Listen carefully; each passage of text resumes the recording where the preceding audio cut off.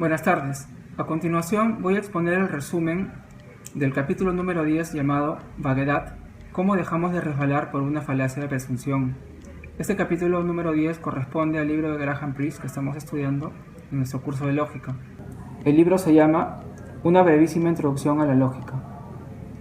Los integrantes de este grupo de estudio somos Melanie Stephanie Rojas Lajara Torres, Francisco Yarizán Córdoba Torres y quien les habla, Carlos Cristian Bichara Basauri.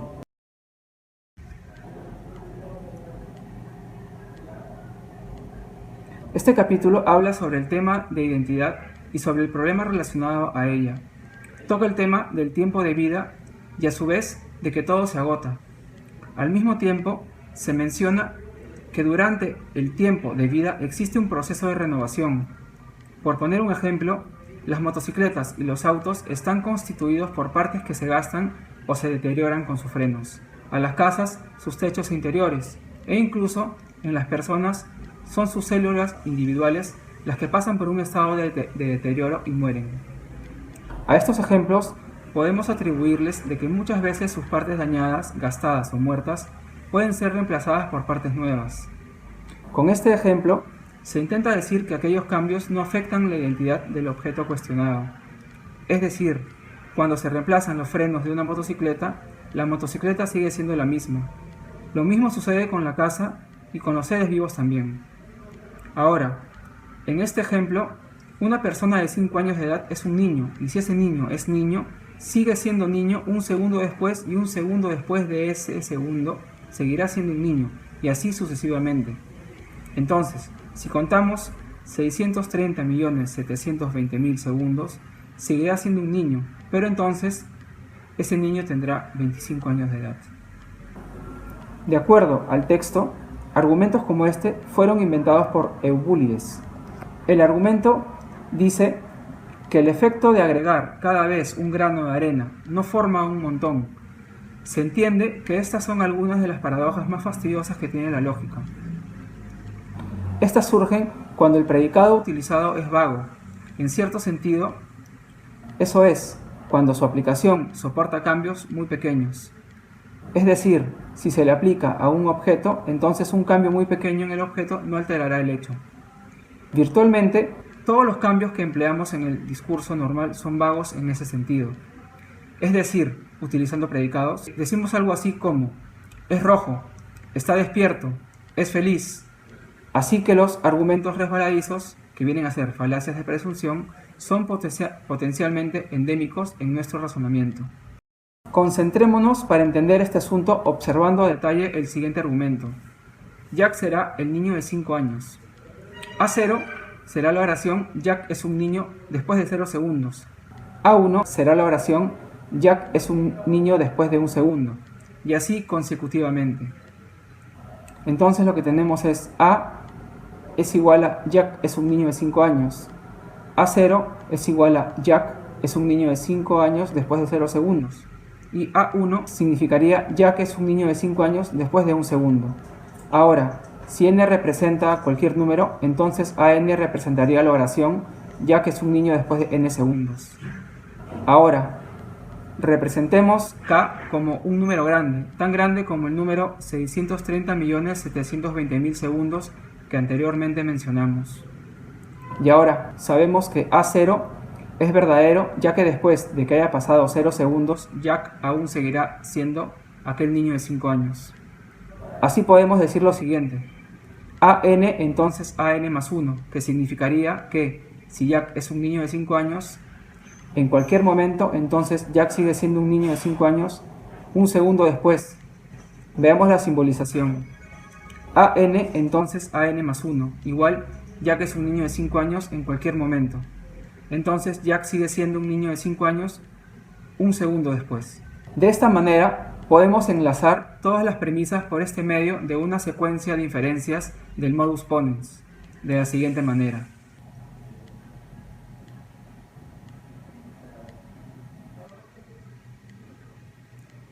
La conclusión final sería AK, y sabemos que esta conclusión no es cierta.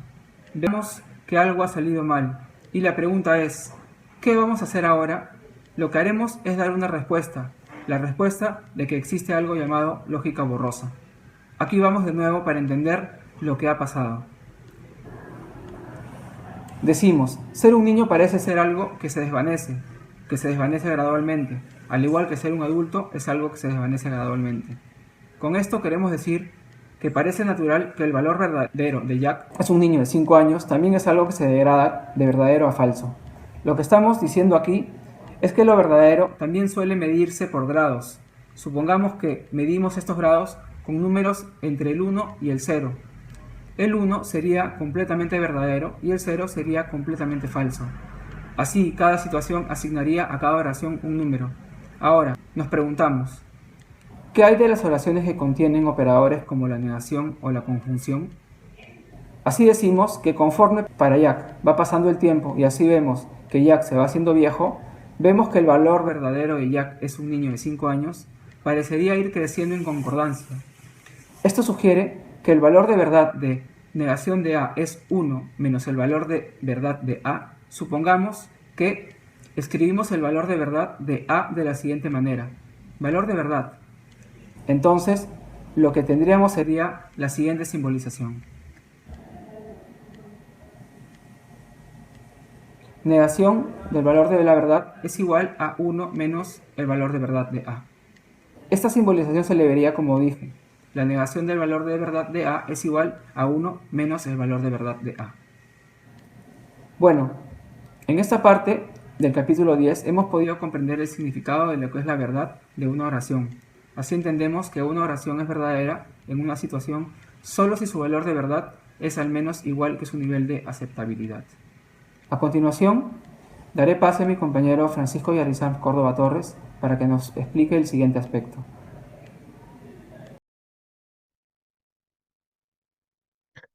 Buenas tardes, compañeros. Continuando con el desarrollo de la tabla de contenidos, esta vez voy a indicar los aspectos a favor o que nos gustaron de este capítulo, el número 10. Bien, estamos de acuerdo que para entender el presente capítulo nos debemos o debimos haber remitido a la ley de Leibniz, ley que hemos visto en los capítulos 6 y 9 de este texto en análisis, ya que en esos capítulos fue donde tocamos la materia de la identidad, ¿verdad? Y ahora veremos otro problema relacionado con ella. Dos, estamos de acuerdo que las llamadas paradojas sorites surgen cuando el predicado utilizado es vago, en cierto sentido. Esto es, cuando su aplicación soporta cambios muy pequeños si se les aplica a un objeto, entonces un cambio muy pequeño en el objeto no altera el hecho. Como punto 3, estamos de acuerdo que en los ejemplos planteados en este capítulo, una inferencia es válida si la conclusión se sostiene de cada situación donde se sostienen las premisas. Pero, ¿qué significa que se sostengan en una situación? Que sea lo suficientemente verdadero, ¿ok? Pero ¿cuán verdadero es suficiente? Eso solo dependerá del contexto de la diferencia. Y por último, el punto 4, estamos de acuerdo que en los ejemplos planteados el argumento falla cuando algunas de las premisas son inaceptables. Bien, o si son aceptables, las conclusiones no resultan válidas. Tal vez porque confundimos la verdad completa con la verdad casi completa. ¿Ok? El todo lo confundimos.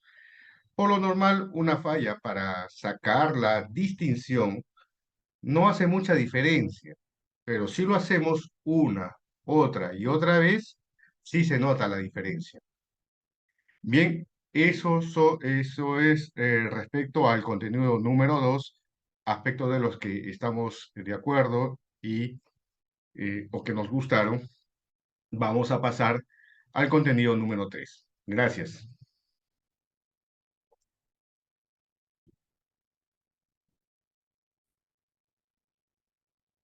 Y bueno, por último, en los aspectos en los que estamos en contra o que no entendimos acerca de este capítulo, podemos ver de que El autor, para explicar el problema de la identidad, que se habla bastante en este capítulo y en anteriores capítulos también, él utiliza principalmente dos ejemplos. Uno en particular, que es el caso de ya que es un niño de 5 años, se puede ver claramente que esta oración en la realidad gradualmente pasaría de ser verdadera a falsa, ya que como se sabe, esta persona que es Jack, con el paso del tiempo va a pasar de ser un niño a ser un adulto.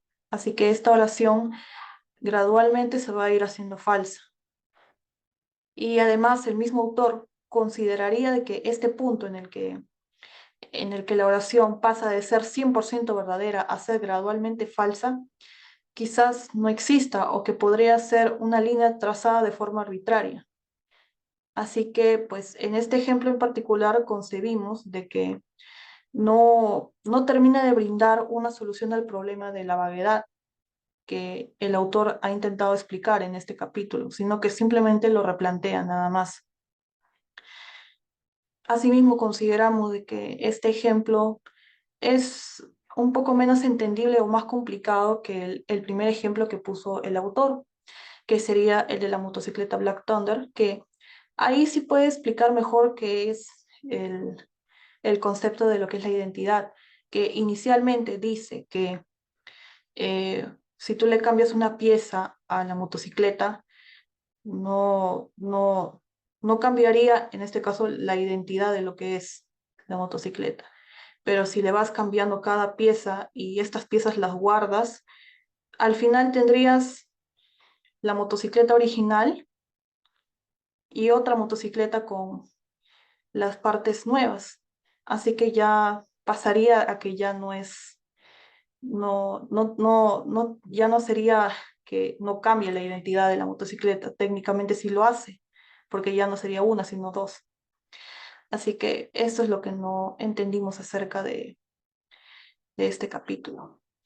Y eso sería todo. Muchas gracias por la atención.